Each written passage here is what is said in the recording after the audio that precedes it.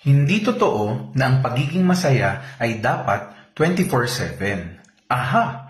Una, our feelings are valid. Ano man ito?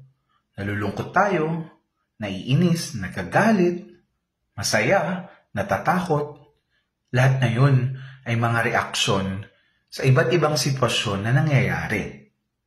Ikalawa, normal na mayroon tayong iba-ibang mga nararamdaman, reaksyon, dahil nga, reaksyon natin ito sa sitwasyon.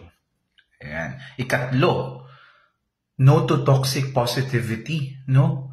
Hindi pa pwedeng nalulungkot, tas pipilitin na maging masaya, na hindi naman totoo.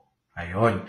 So, maaring sit with it, upuan mo yung emosyon na yun, no? Pakiramdaman mo, dahil lilipas din naman siya, no, sa mga susunod na sitwasyon uli, no? Ang mindfulness o kamalayan ay nakakatulong para mapamahalaan or ma-manage natin ang mga emosyon na nararamdaman natin. Imagine natin yung mga bubbles, no, yung mga bula.